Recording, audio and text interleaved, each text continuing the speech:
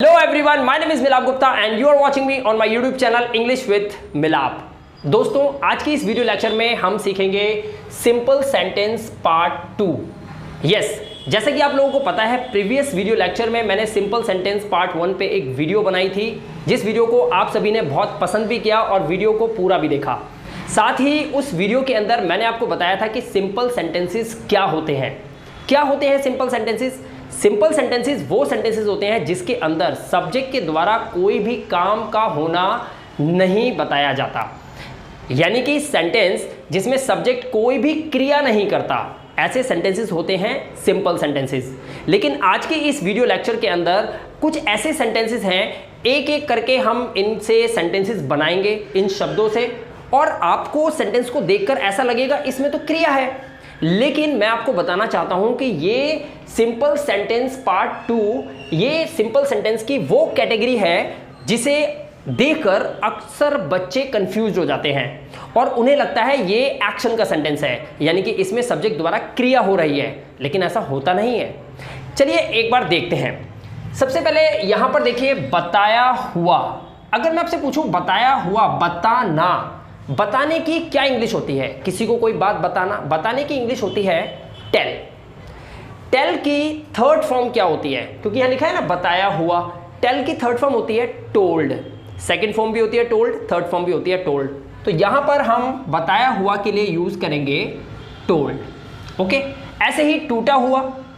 टूटा हुआ यानी कि टूटना, टूटने की इंग्लिश होती है break, BREAK, break. Second form होती है ब्रोक, थर्ड फॉर्म ब्रोकन। तो हम यहां पर लिख सकते हैं ना ब्रोकन, BROKEN, ब्रोकन। अच्छा, अब हम इसको बना के देखें सेंटेंसेस को, सेंटेंस कैसे बनेंगे इसके। सपोज कीजिए मैं बोलता हूं खिड़की टूटी हुई है, तो इसकी इंग्लिश कैसे लिखेंगे? खिड़की टूटी हुई है, तो इसकी इंग्लिश हम लिखेंगे विंडो इज, खिड़की है टूटी हुई यानी कि ब्रोकन। विंडो इज ब्रोकन लिखेंगे हम, विंडो इज ब्रोकन, खिड़की है टूटी हुई, खिड़की टूटी हुई है। अब यहां पर मैं एक सवाल आपसे पूछता हूं, काफी सारे स्टूडेंट्स वीडियो को देख रहे होंगे और उन्हें ऐसा लग रहा होगा कि ये ब्रोकन तो एक वर्ब है ना, ब्रोकन, ब्रेक, ब्रोक, ब्रोकन, टूटना, तो ये तो एक वर्ब हो गई। लेकिन मैं आपसे एक बात पूछता हूं, क्या ये विंडो जो सब्जेक्ट है इस सेंटेंस का, ये कोई काम कर रहा है? ये विंडो कोई काम कर रही है? नहीं, यहां पर विंडो की अवस्था को बताया गया है कि खिड़की टूटी हुई है, उसकी अवस्था बता रहे हैं। विंडो के द्वारा कोई काम नहीं हो रहा है। अगर विंडो के द्वारा कोई काम हो रहा हो तो फिर ये टेंस कैटेगरी का सेंटेंस होगा, फिर ये ऐसे नहीं बनेगा। और ना मैं आपको सिंपल सेंटेंस के पार्ट 2 में इसे पढ़ा था। इसीलिए ऐसे सेंटेंसेस जो एक एक करके हम आज इस वीडियो लेक्चर में कवर करेंगे, और ये वो सेंटेंसेस होते हैं जिन्हें देखकर बच्चे अक्सर परेशान हो जाते हैं, अपना माथा पीटने लग जाते हैं, या फिर वो यहीं से ही अपनी इंग्लिश को जो सीखने की उनके अंदर एक डिज़ायर होती है वो उसको छोड़ देते हैं। तो यहाँ पर इस वीडियो को पूरा एंड तक ज़रूर देखिएगा, बहुत सारे डाउट्स आज आपके कवर होने वाले हैं, राइट। अब देखिए यहाँ पर लिखा है बताया हुआ। अगर मैं बोलूं यह स्टोरी बताई हुई है, अगर मैं आपको बोलूं यह स्टोरी बताई हुई है, तो इसकी इंग्लिश कैसे बनेगी? यह स्टोरी, तो इसके लिए हम कैसे लिखेंगे यह स्टोरी? तो हम लिखेंगे दिस स्टोरी, स्टोरी एक है तो हम यहां पे लगा देंगे इज, दिस स्टोरी इज, और बताई हुई, और इसके लिए हम लगा देंगे दिस स्टोरी इज टोल्ड। यह स्टोरी बताई हुई है, इस तरह से हम बताते हैं। अब यहां पर जो हमारा सब्जेक्ट है दिस स्टोरी, यानी कि ये कहानी, अब ये कहानी कोई काम तो नहीं कर रही ना, इसीलिए ये एक सिंपल सेंटेंस का पार्ट 2 यानी कि सेकंड कैटेगरी का सेंटेंस है, this story is told. Okay, next देखते हैं मुड़ा हुआ। मुड़ा हुआ मतलब मुड़ना। अब कोई चीज मुड़ी हुई तो होगी ना, जैसे पाइप कभी मुड़ जाता है। मैं बोलूं यह मार्कर मुड़ा हुआ है, तो क्या इंग्लिश बनेगी इसकी? सबसे पहले देखेंगे मुड़ना। मुड़ने की इंग्लिश होती है BEND, बेंड। बेंड की थर्ड फॉर्म होती है बेंट। लिख के देखते हैं यहां पर BENT, बेंट। अब मैं बोलूं यह मार्कर मुड़ा हुआ है। वीडियो को बड़े ध्यान से देखिएगा, बहुत सारे डाउट्स क्लियर होंगे आज। अब यहां पर इसकी इंग्लिश बना के देखते हैं। मैंने बोला यह मार्कर, तो हमारा सब्जेक्ट हुआ दिस मार्कर, तो हम लिखेंगे दिस मार्कर इज, यह मार्कर है मुड़ा हुआ, यानी कि मुड़े हुए की इंग्लिश निकालेंगे यहां पर BENT, bent. This marker is bent, यह मार्कर मुड़ा हुआ है। अब यहां पर मार्कर के द्वारा कोई काम तो नहीं हो रहा ना, इसीलिए ये सेंटेंस सिंपल है और कैटेगरी 2 का है। ओके, हमारा नेक्स्ट वर्ड क्या है? फटा हुआ। अच्छा, मैं आपसे एक चीज बोलूं, ये देखिए, मैं आपको बोलूं ये पेपर लो और इसको फाड़ दो, इस पेपर को ऐसे फाड़ दो। फाड़ने की क्या इंग्लिश होती है? फाड़ने की इंग्लिश क्या होती है? फाड़ने की इंग्लिश होती है टीयर द पेपर, राइट। अब टीयर की थर्ड फॉर्म क्या होती है? टॉर्न। लिखते हैं यहां पर TORN। बस याद रखना है आपको, यहां पर वर्ब की थर्ड फॉर्म का यूज करना है, राइट, टॉर्न। अब मैं बोलूं यह पेज फटा हुआ है, यह पेज फटा हुआ है। फटना तो एक वर्ब होती है, लेकिन पेज के द्वारा कोई काम तो नहीं हो रहा ना, हम पेज की अवस्था बता रहे हैं, यह पेज फटा हुआ है। तो हम कैसे सेंटेंस बनाएंगे जरा देखते हैं। यह पेज हमारा सब्जेक्ट है, हम लिखेंगे दिस पेज, पेज एक है, is and then TORN, torn. This page is torn, यह पेज फटा हुआ है, राइट। ओके, नेक्स्ट, दिया हुआ, किसी को कुछ देना, देना मतलब गिव। गिव की थर्ड फॉर्म होती है गिवन। लिखते हैं यहां पर, हम यहां पे लिखेंगे गिवन, दिया हुआ। मैं कहूं यह सवाल क्वेश्चन पेपर में दिया हुआ है, यह सवाल क्वेश्चन पेपर में दिया हुआ है, तो कैसे सेंटेंस बनाएंगे हम? यह सवाल, यानी कि हमारा सब्जेक्ट हुआ this question, this question is, अब दिया हुआ, यह सवाल है दिया हुआ, गिवन, कहां पे दिया हुआ है? क्वेश्चन पेपर में, इन क्वेश्चन पेपर। इस तरह से आप इस सेंटेंस को बना सकते हैं। This question is given in question paper, यह सवाल है दिया हुआ क्वेश्चन पेपर में। आराम से समझ में आ रहा है ना? ओके, नेक्स्ट सेंटेंस कैसे बनेगा? पाया हुआ। अच्छा, कई बार हम सड़क पे चलते हैं तो कई बार हमें चीज़ें मिल जाती हैं, जैसे मैं बोलूँ मेरे को ये घड़ी पाई हुई है, यह घड़ी पाई हुई है, तो ऐसे सेंटेंस बनाने के लिए हमें कैसे यूज़ करना पड़ेगा? इसके लिए हमें पहले जानना पड़ेगा पाने की इंग्लिश क्या होती है। पाने की इंग्लिश क्या होती है? फाइंड। फाइंड की थर्ड फॉर्म क्या होती है? Found, FOUND, found, found. अब पाया हुआ, मैं बोलूं कि यह घड़ी पाई हुई है, तो मैं कैसे बनाऊंगा सेंटेंस? यह घड़ी, तो मैं बनाऊंगा sentence this watch is found, this watch is found, यह घड़ी है पाई हुई, दिस वॉच इज फाउंड। इस तरह से मैं इस सेंटेंस को फ्रेम कर सकता हूं। ओके, नेक्स्ट है रखा हुआ। किसी चीज को कहीं पे रखते हैं ना, रखना यानी कि पुट, लेकिन रखा हुआ के लिए हम कीप भी रखते हैं, कीप, रखना। कीप की थर्ड फॉर्म होती है कैप्ट, कैप्ट मतलब रखा हुआ। सेंटेंस कैसे बनाएंगे? मैं बोलूँगा कि किताब मेज पर रखी हुई है, मेज पर रखी हुई है, क्या रखी हुई है? किताब। तो हमारा सब्जेक्ट क्या हुआ? हमारा सब्जेक्ट हुआ किताब। तो मैं बोलूँगा, अब देखिए यहाँ पर मैं बोल सकता हूँ द बुक, मैं अभी आपको बताता हूँ कैसे। The book is kept, the book is kept, किताब है रखी हुई, कहाँ पर रखी हुई है? टेबल पर, ऑन द टेबल, किताब है रखी हुई ऑन द टेबल।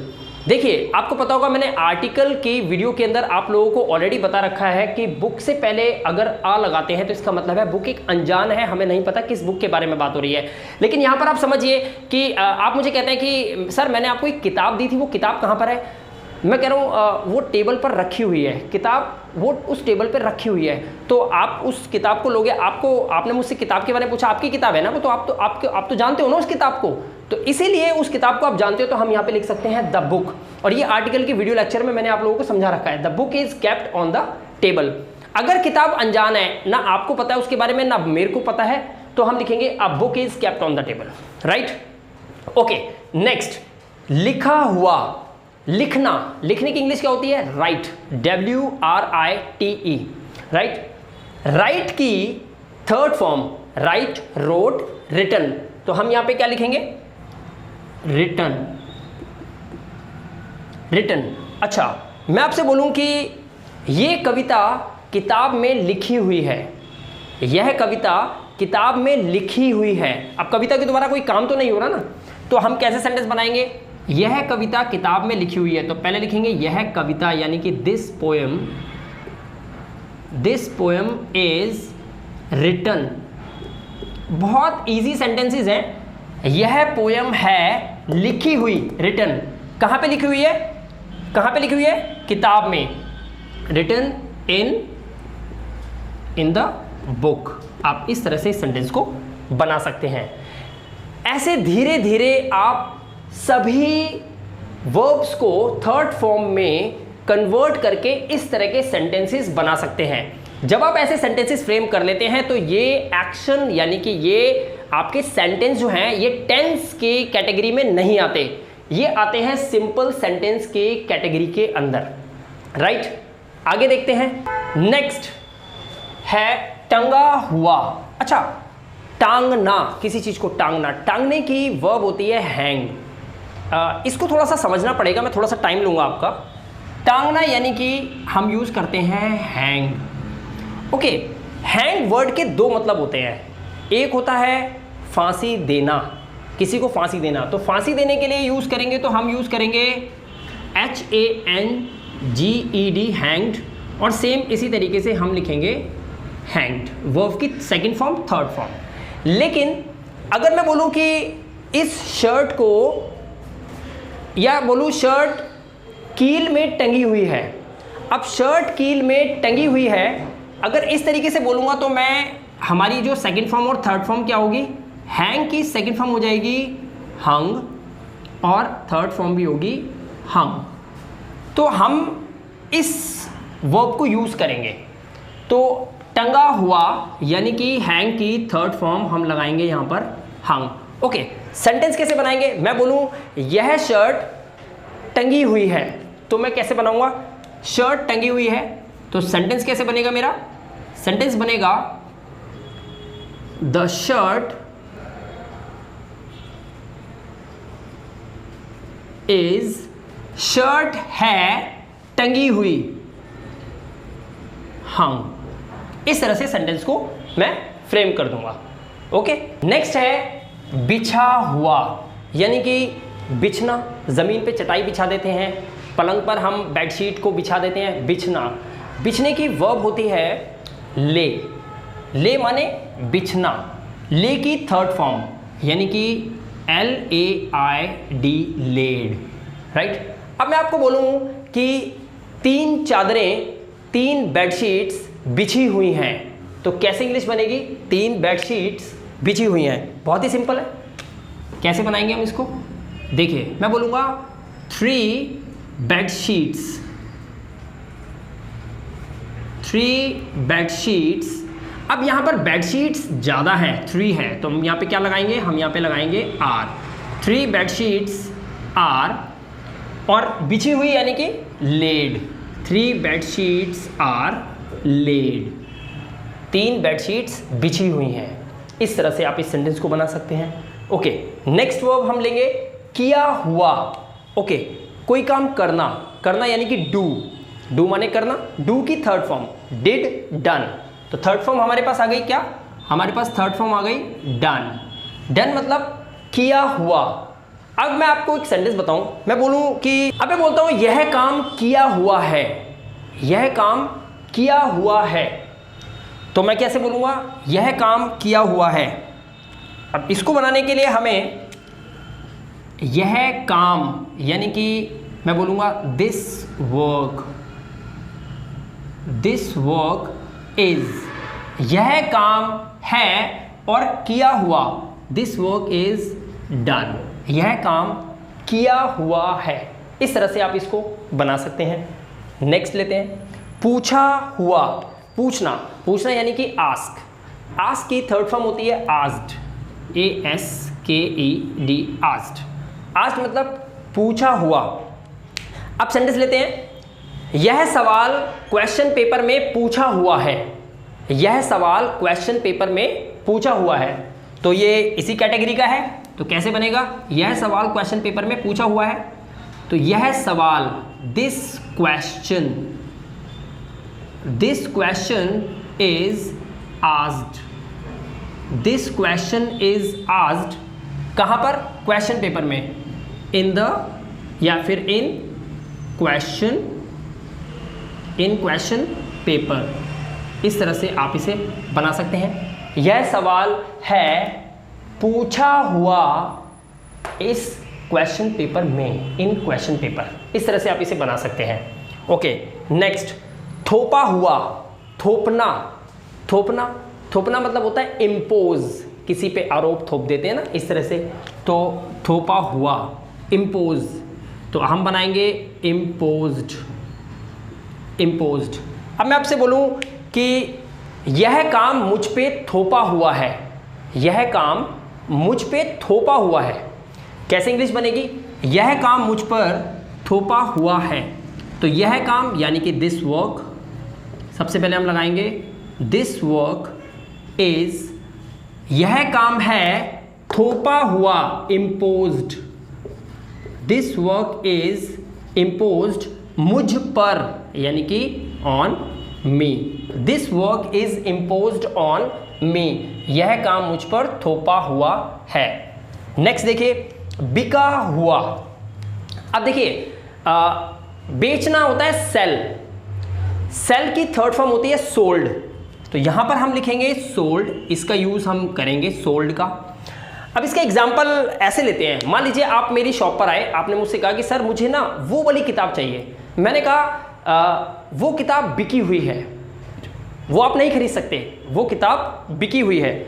कैसे इंग्लिश बनेगी, वो किताब बिकी हुई है, वो दूर के लिए, वो किताब, तो हम क्या लिखेंगे, दैट बुक, वो किताब है, दैट बुक इज सोल्ड। अच्छा, इसको थोड़ा सा मॉडिफाई करते हैं सेंटेंस को। मैं बोलूं कि वो किताब पहले से ही बिकी हुई है, वो किताब पहले से ही बिकी हुई है, तो मैं बोलूंगा दिस बुक इज, और मैं यहां पर पहले से ही, यहां पे बोलूंगा already, this book is already sold, वो किताब पहले से ही बिकी हुई है, that book is already sold, वो किताब पहले से ही बिकी हुई है। ओके, थका हुआ। थकने की इंग्लिश क्या होती है, टायर, तो हम क्या यूज करेंगे, टायर्ड, सिंपल है, टायर्ड। मैं बोलूं मैं थका हुआ हूं, मैं कोई काम तो नहीं कर रहा ना, आप समझ रहे हैं ना सारे सेंटेंसेस को, इसमें सब्जेक्ट के द्वारा कोई काम नहीं हो रहा है, राइट, सिर्फ अवस्था बताई जा रही है। मैं थका हुआ हूं, ये मेरी अवस्था है, मैं कोई काम नहीं कर रहा हूं, मैं थका हुआ हूं। कैसे इंग्लिश बनाऊंगा, आई एम टायर्ड, मैं थका हुआ हूं। तुम थके हुए हो, यू आर टायर्ड। ओके, कटा हुआ। अच्छा, कटना यानी कि कट, और काटना किसी चीज को, वो भी कट ही होता है, और कट की फर्स्ट फॉर्म भी कट, सेकंड भी कट, और थर्ड भी कट ही होती है। तो हम यहां पे लिखेंगे कट, और मैं बोलूं यह सेब कटा हुआ है, यह सेब कटा हुआ है, क्या इंग्लिश होगी, यह सेब कटा हुआ है। इसको लिखेंगे यह सेब, यानी कि दिस एप्पल इज कट, यह सेब है कटा हुआ, this Apple is cut, right.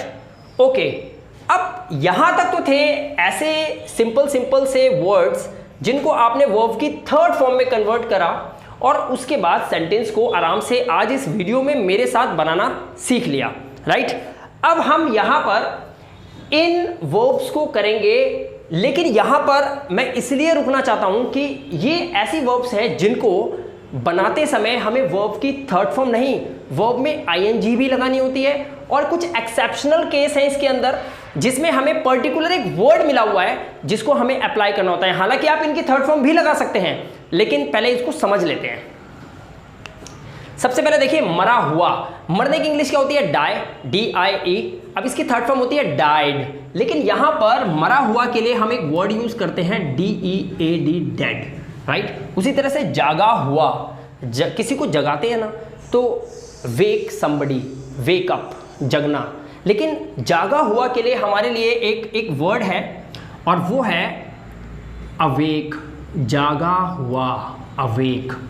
इसी तरह से सोया हुआ, सोया हुआ, सोना तो होता है स्लीप, लेकिन सोया हुआ इसके लिए हमारे पास एक वर्ड है अस्लीप, अस्लीप, राइट। ऐसे ही आधा खुला हुआ, अच्छा आधा की इंग्लिश क्या होती है? हाफ।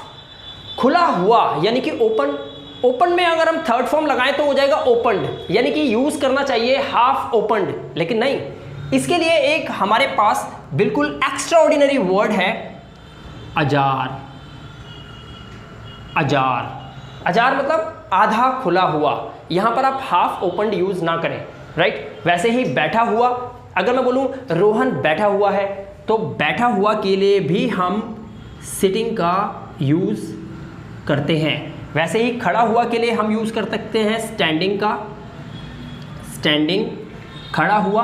और उसी तरह से लेटा हुआ, लेटना मतलब होता है लाए, लाए का मतलब होता है झूठ बोलना, LIE, लेकिन इसका दूसरा मतलब भी होता है एज अ वर्ब जिसका मतलब होता है लेटना, लाए।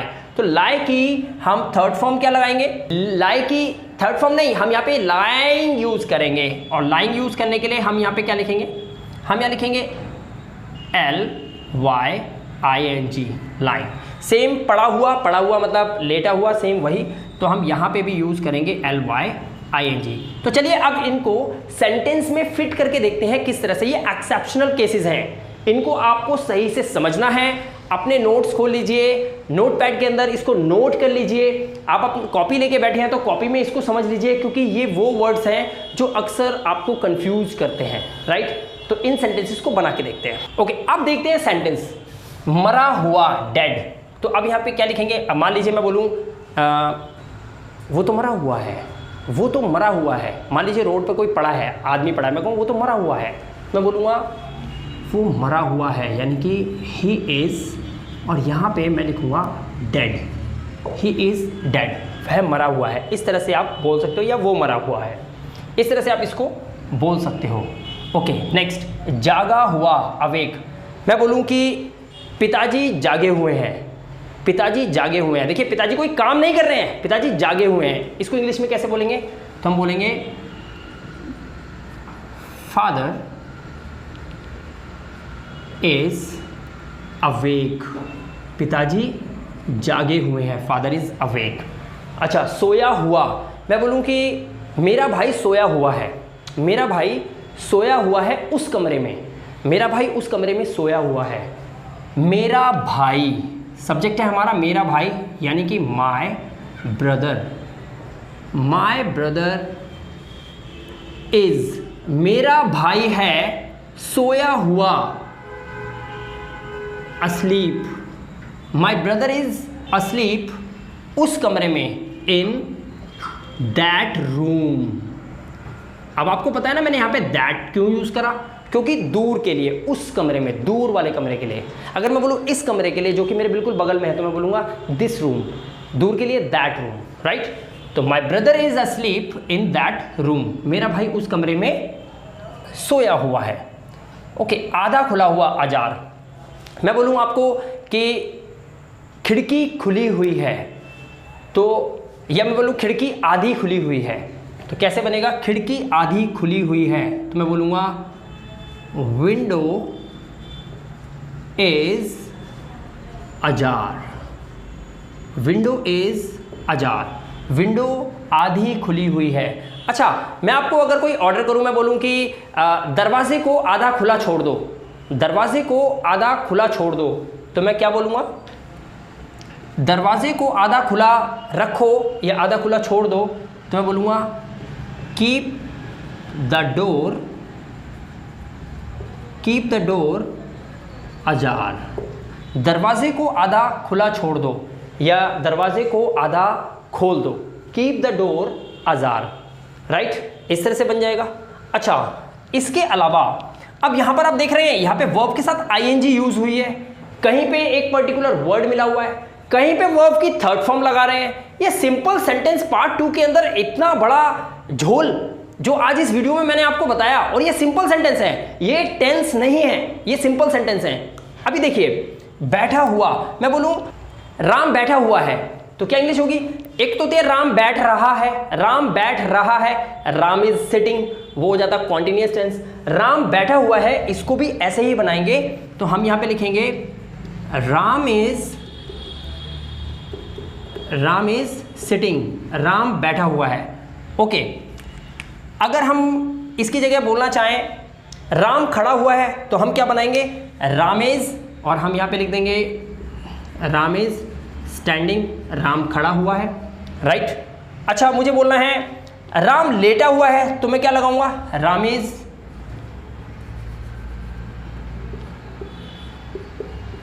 इज लाइंग, राम लेटा हुआ है। अच्छा, मैं बोलूं राम बिस्तर पर पड़ा हुआ है, जैसे बोलते हैं ना कई बार कि राम बिस्तर पे लेटा हुआ है, तो राम बिस्तर पे पड़ा हुआ है, तो मैं क्या बोलूंगा? राम बिस्तर पे पड़ा हुआ है, राम इज लाइंग कहां पे? ऑन बेड, राम बिस्तर पर पड़ा हुआ है। इस तरह से आप सेंटेंस को बना लेंगे।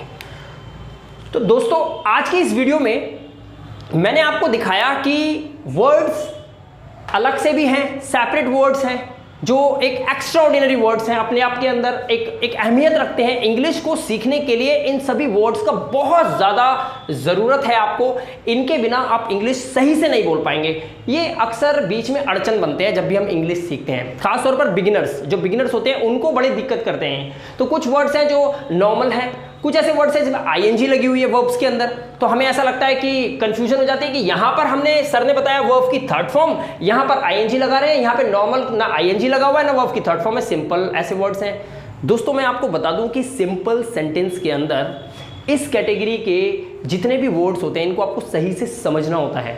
ये बहुत ही ज़्यादा इंपॉर्टेंट होते हैं। जब हम अपनी रियल लाइफ में इन वर्ड्स को, इन सेंटेंसेस को यूज़ करते हैं, तो अक्सर हम कंफ्यूज हो जाते हैं। हालांकि मैं इस वीडियो को थोड़ा सा आपको ये बताना चाहूँगा कि काफ़ी सारे ऐसे स्टूडेंट्स हैं जो लोग एक्टिव पैसिव को कर चुके हैं या सीखने की कोशिश की है या सीख चुके हैं। उनके लिए बता दूं कि यहाँ पर मान लीजिए हम किसी एक सेंटेंस में आपको देता हूँ, मान लीजिए एक सेंटेंस लिखता हूँ मैं। अब इस वीडियो लेक्चर में मैं यहाँ पर सीनियर्स को एक बात बताना चाहता हूँ। जरा ये दो सेंटेंस को देखिए, लिखा हुआ है रोहन इज गिवन। यहाँ पर अगर पैसिव सेंटेंस के फॉर्म में देखें तो रोहन को दिया जाता है, ये इसकी हिंदी बनती है। प्रेजेंट इंडेफिनिट टेंस को पैसिव में कन्वर्ट करते हैं ना, तो यहाँ पर सेंस होती है दिया जाता है, किया जाता है, करा जाता है, खाया जाता है, पिया जाता है। वैसे ही बुक इज सोल्ड, यहाँ पे मतलब है किताब बेची जाती है, ये भी हिंदी इसकी होती है। और इसी वजह से इनके डुअल मीनिंग होते हैं, यानी कि ये मल्टीपल सेंटेंसेस होते हैं, यानी कि एक सेंटेंस है लेकिन इसके दो दो तीन तीन मीनिंग्स निकल रहे हैं। तो यहाँ पर इस वीडियो लेक्चर में मुझे आपको यही बताना था कि ऐसे सेंटेंसेस को इस तरह से भी बनाया जाता है जिस तरह से मैंने आपको अभी ये नो एक्शन के अंदर बना के दिखाया, सिंपल सेंटेंसेस वीडियो लेक्चर 2 के अंदर, पार्ट 2 के अंदर, जिसमें सब्जेक्ट के द्वारा कोई भी एक्शन नहीं होता है, राइट। तो ऐसे सेंटेंसेस को सही से प्रैक्टिस कीजिएगा। आप अपने नोटबुक के अंदर ये पूरा नोट कर सकते हैं, चाहें तो आप इसका स्क्रीनशॉट भी ले सकते हैं। आप इसका स्क्रीनशॉट लीजिए, बार बार सेंटेंसेस बनाइए, बार बार प्रैक्टिस कीजिए, ताकि मैं अपनी नेक्स्ट वीडियो लेक्चर के अंदर जब इन वर्ड्स को यूज करूं तो आपको ये टेंशन ना हो कि सर अभी तो आपने सिंपल वर्ड लगाया था, अब आपने वर्ब के साथ आईएनजी लगा दी, अब आप वर्ब की थर्ड फॉर्म लगा रहे हो, ताकि आप इसको अच्छे से समझ पाओ। क्योंकि आने वाले जैसे जैसे हम वीडियो लेक्चर में आगे बढ़ते जाएंगे, ग्रामर और डीप होती जाएगी, वैसे ही ये वर्ड्स आपको तंग करने लग जाएंगे। तो मैं चाहता हूं और उम्मीद करता हूं कि इस वीडियो लेक्चर को आप सही से समझ चुके हैं और बहुत अच्छे से प्रैक्टिस करके इसको कवर अप कर लेंगे। दोस्तों, एक और उम्मीद करता हूं कि आपको ये वीडियो बहुत अच्छा लगा होगा। अगर वीडियो अच्छा लगा हो तो वीडियो को लाइक और शेयर जरूर कीजिएगा। उन सभी फ्रेंड्स और दोस्तों के साथ जरूर शेयर कीजिएगा जो अभी अभी इंग्लिश लर्नर्स हैं या बिगिनर्स हैं और इंग्लिश को सीखने की चाह उनके अंदर कहीं ना कहीं है। आप उनसे ये वीडियो शेयर कर सकते हैं। हो सकता है उनकी दुआएं आपको कामयाब बनाने में कहीं ना कहीं काम कर जाएं। मैं आपसे मिलूंगा अगले वीडियो लेक्चर के अंदर। तब तक के लिए अपना ध्यान रखिएगा, सुरक्षित रहिए। Thank you very much. Have a good day.